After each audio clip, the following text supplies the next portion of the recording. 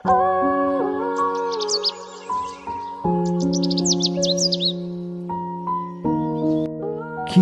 dimulai dengan melihat suasana pedesaan asri, sawah-sawah terhempas luas di sana. Mengenai sumber penghasilan para warga di sini masih sangat lokal, kebanyakan bertani serta mengelola kebun kelapa itu bagi yang punya lahan. Tidak seperti keluarga Narayana ya serba terbatas, melarat dan sangat miskin, sawah tak ada, kebun tak ada, untung punya beberapa ekor sapi serta usaha tumpangan kecil-kecilan. Keluarga Narayana ini memiliki seorang putra Kanna namanya. Si Kanna ini juga tidak jelas pekerjaannya karena tak punya orang dalam. Di setiap harinya Kanna hanya bisa berurusan dengan makanan sapi serta tainya. Kadangkala Kanna ngojek pakai bajai pamannya, namun bagaimanapun sebagai anak desa tentu banyak pula kebahagiaan yang dapat tercipta dari kesederhanaan. Seperti si Mimin ini, anak kampung pada umumnya, juga pernah melakukan hal yang sama di waktu masih bocah. Sama halnya dengan si Kanna serta sahabat karibnya Sule, Tule, dan Tutu.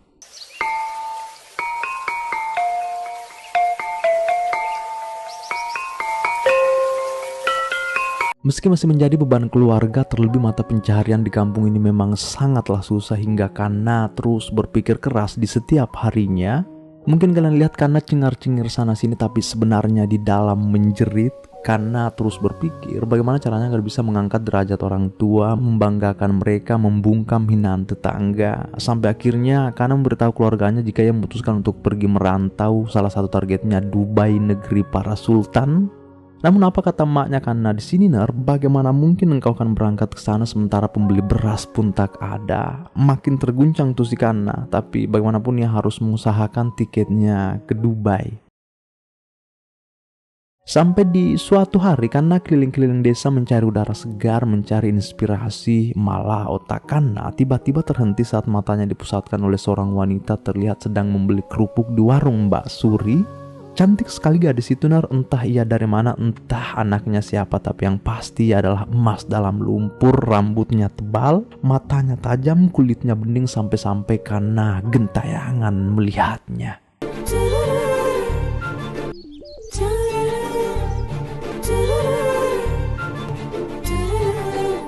Di suatu malam saat keluarga Kanna makan ala kadarnya, Kanna diberitahu oleh emaknya, "Nah, karena keluarga kita ini adalah keluarga melarat, maka jangan coba-coba dulu berurusan dengan wanita.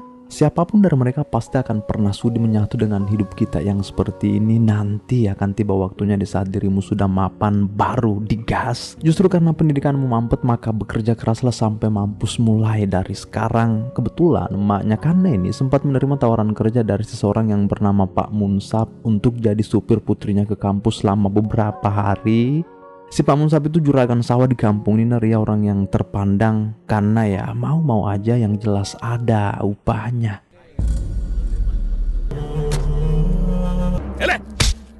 Inilah Pak Munsap yang dimaksud. Sangarnya bukan main, kumisnya tebal, rumahnya terletak di antara hamparan sawah yang begitu luas.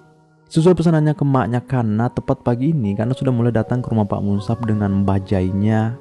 Nah, keluarlah penjemput pun sudah ada di depan gerbang. Begitu putri Pak Munsap keluar, Kanna langsung terbelalak.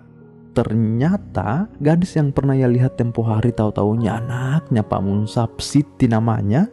Siti yang baru mau naik ke bajai tiba-tiba tersentak melihat tampilan Kanna, entah karena jenggot dan rambutnya Kanna yang terlalu subur atau bagaimana, sampai-sampai Siti merasa minder.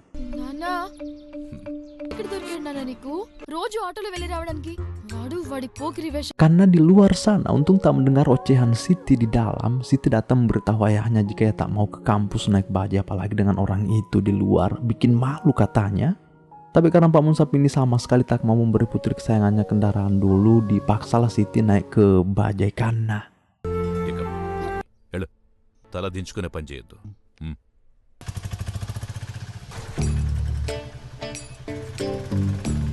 Gedebak-gedebuk dadanya Kanna ada di situasi ini, dan itu artinya mulai hari ini Kanna bertanggung jawab penuh atas putri Munsap di belakang selama bertugas mengantarnya ke kampus. Sesuai pesan Pak Munsap tadi, jangan sampai putri cantiknya ini lecet, bisa-bisa Kanna dibakar dengan bajainya. Lalu entah karena ada bau agak lain dari depan, terlebih memang si Siti ini malu naik bajai. Sebelum sampai di gerbang kampus, Siti menyuruh Kanna menepi, katanya ada teman yang menjemput. Pindah tumpangan lah si Siti ya bareng temannya Musdalipa.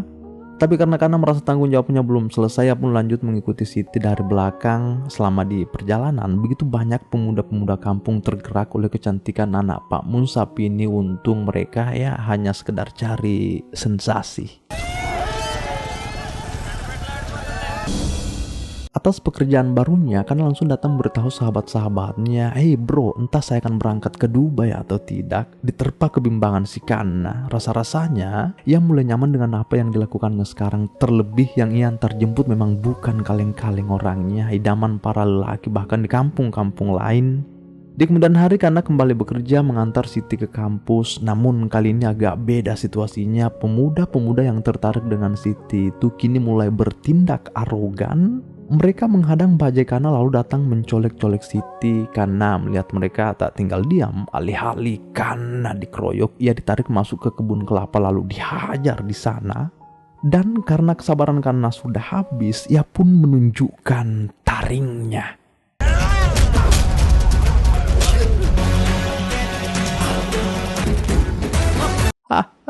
Lari terbirit-birit mereka melihat keganasan Kana. Siapapun itu makanya jangan pernah dianggap sepele. Nah, lalu Siti yang melihat langsung keperkasaan Kana di kebun kelapa tadi. Pada saat proses perkuliahan berlangsung, Siti malah kurang fokus. Sepertinya mulai kepikiran Kana. Bahkan saat Siti mulai diberi satu pertanyaan oleh Pak dosen perihal apakah memang proses pemilihan presiden di suatu negara itu bisa diulang atau tidak, malah Siti sama sekali tak bisa menjawab. Beralih ke Kana, sekarang yang sedang asik ngopi dengan sahabat-sahabatnya sambil nunggu Sitinya pulang. Lalu apa yang terjadi di kebun kelapa kemarin? Nah, ternyata berakar. Pemuda-pemuda yang dihajar itu datang satu kampung untuk balas dendam. Mungkin kalian kira batunya Kana gemetar melihat ancaman ini kan? Tidak, Ner.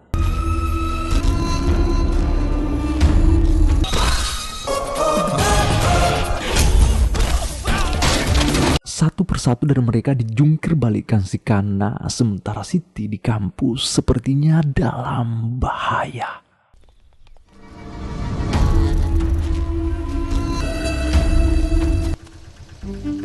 Untung Kana selalu datang tepat waktu. Sepulangnya dari kampus saat singgah beli air kelapa, Siti sekarang terlihat mulai agak lebih terbuka.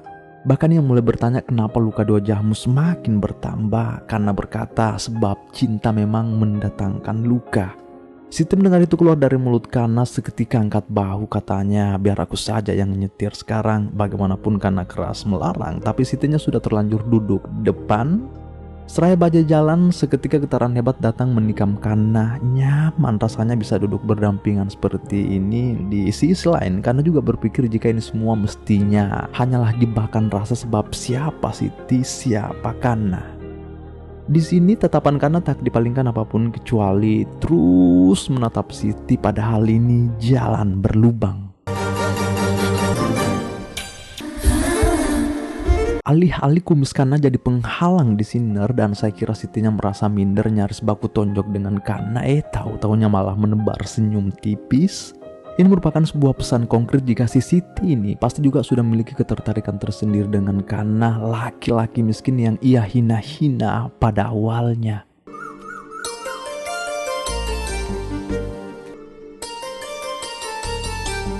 Tiba di suatu waktu, Kana heran tiba-tiba ada panggilan masuk. Tahu-taunya itu dari Siti. Kaget sekali Kana dihubungi. Siti memberitahu Kana, "Jika datanglah ke belakang rumahku sekarang, ada sesuatu yang telah saya buat untukmu." Langsung terbang tuh si Kana. Sesuai arahan Siti, Kana lewat jalur sawah belakang rumah Siti, karena kalau sampai pertemuan mereka ini ketahuan maka selesai si Kana.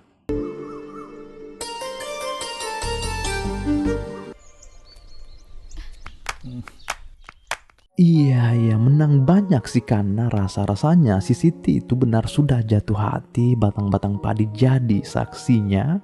Di suatu waktu saat Kana lagi datang menyendiri, tiba-tiba kawannya datang beritahu kabar tak mengenakan. Ternyata pertemuan Kana dan Siti di sawah kala itu telah jadi topik pembicaraan warga. Salah seorang petani telah melihat mereka. Kana mulai ditegur, "Hati-hati dengan permainanmu itu, potensinya sangat bahaya, apalagi kalau sampai bocor kayaknya Siti kan."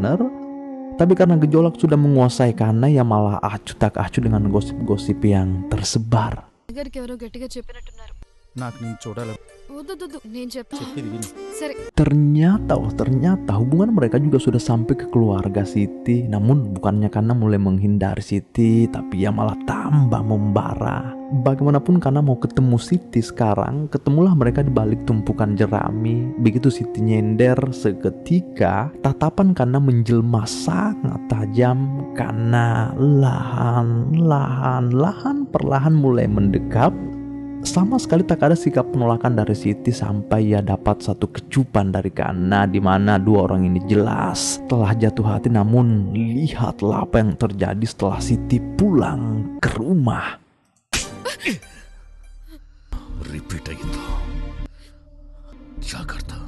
Siti diberi ultimatum oleh ayahnya. Kenapa sampai bisa tertarik dengan lelaki miskin itu? Masa depan tidak jelas, kumisnya aja sulit diatur, apalagi memberimu kebahagiaan, ucap si ayah.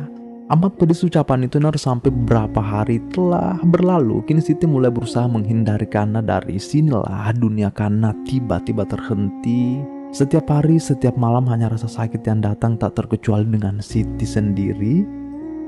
Sampai tiba di suatu waktu ada hal yang sangat tak disangka-sangka ketika ya Siti sedang keluar. Kana mengambil kesempatan itu membawa Siti kabur dari kampung Silariang namanya ner. Mereka berdua nekat memilih jalan ini akibat tak mendapat restu, entah mereka mau kabur kemana. Intinya Kana terlihat sedang membawa Siti ke kota. Untung gaji Kana dari ayahnya Siti juga sudah ia ambil. Terlihat Kana datang menemui seseorang yang bernama Sure. Si Sure ini ialah sahabat Sule dari kampung, partner si Kana. Kana sangat memohon ke Sure agar diberi ruang selama beberapa hari ke depan. Kebetulan Sure ini baik orangnya, diajaklah mereka ke dalam. Di dalam kita lihat ada dua orang pria berbadan kekar, bosnya si Sure, Jali dan Ulla namanya.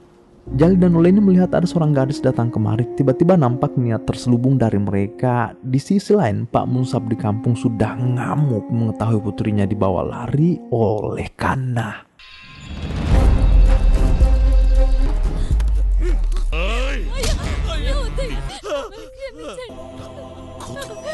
Betul-betul murka Pak Munsab. Benar, masalahnya ini soal harga diri kan, hal yang sangat memalukan bagi keluarga pula, di mana pertikaian Pak Munsab dan keluarga Kana telah disaksikan banyak warga. Terkhusus orang tuanya Kana entah kemana lagi akan membuang diri karena rasa malu. Kasus ini sudah tersebar di mana-mana. Sementara Kana dan Siti di sana asik cengar-cengir sambil beradaptasi di lingkungan barunya. Tak terlepas dalam pelarian ini, Kana dan Siti benar-benar merasa sangat bebas tanpa tendensi dari siapapun. Atas kebahagiaan mereka, di setiap hari Kana dan Siti tamasya keliling-keliling kota Mumbai menikmati setiap momen yang ada. Apalagi memang ini baru pertama kalinya mereka menginjakkan kaki di kota sebagai anak desa ner. Tuh lihat modelan Siti dibonceng seakan-akan bumi ini hanya dihuni oleh mereka. Beberapa hari telah berlalu. Karena heran menemui Siti nangis terseduh-seduh di kamar, ya seperti habis digasak seseorang. Karena bertanya apa yang telah terjadi. Siti merasa tak ada gunanya merahasiakan hal ini. Ia pun memberitahu Kana jika Jali dan Ulla telah menggasaknya. Siti hendak diperkaos ner. Pada saat Kana keluar membeli sesuatu, mendengar itu sontak emosi Kana mendidih. Pikirannya sudah tak terkontrol, lalu langsung datang ke tempat Jali dan Ulla. Si anjay itu jatuh air matanya Kana melihat gadis yang ia cintai ini habis diotak-atik oleh lelaki lain. Setibanya di tempat Jali dan Ulla, sesuai alamat yang didapat dari Sure, tak pikir panjang karena langsung ngamuk membabi buta. Betul-betul karena menghajar mereka berdua tanpa ampun. Namun pada saat Jali melihat ada celah pun langsung nusuk dari belakang.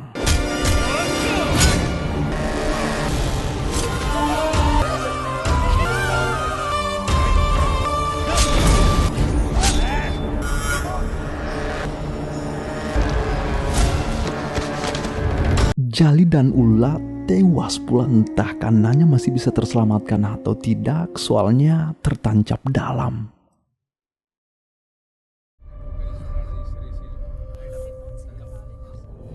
Sampai akhirnya Siti yang mengalami luka-luka dan trauma langsung dibawa lari ke rumah sakit. Pak Munsab ini telah menemukan putrinya. Sesadarnya Siti langsung mencari di mana Kana. Tak satupun jawaban dari ayah Siti, tapi bisa saja si Kana sudah dibawa ke kampung kan. Lalu beberapa hari telah berlalu, kabar gembira pun datang. Tenda biru telah terpasang di halaman rumah Siti. Pak Munsaf akhirnya telah restu terhadap pernikahan putrinya Siti.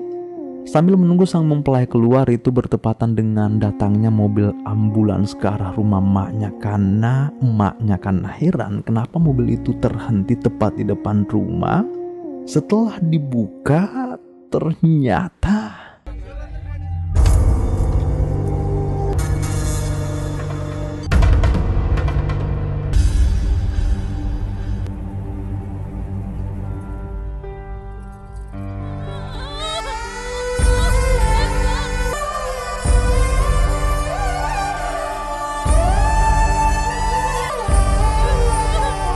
pada kenyataannya, Pak Munsaf terpaksa menikahkan putrinya dengan laki-laki lain sebagai pasampo siri, menutup aib keluarga, di mana itu bertepatan dengan proses pemakaman Kanna. सीने से तेरे सर को लगा के सुनता मैं रहूं नाम अपना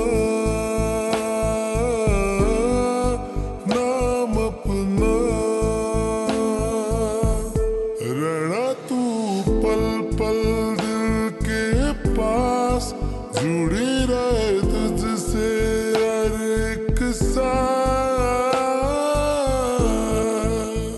Kini telah usai. Silesurku melebihi dimanapun kalian berada, Tanah Jawa, Papua, Sabang sampai Merauke, Baru, Sidra, Bone, Sopeng, Wajo, Sinjai, dan masih banyak lagi. Jangan lupa subscribe. Yang terpenting menurut kalian hal yang bisa kita petik dari kisah Kanna dan si Siti ini, ketik di bawah ya. Selamat bersua di video selanjutnya. Bye. And every time I try to fly, I'd fall without my wings. Feel so small. Guess I need you, baby.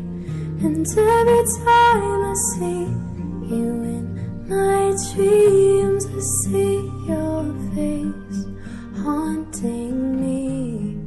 Guess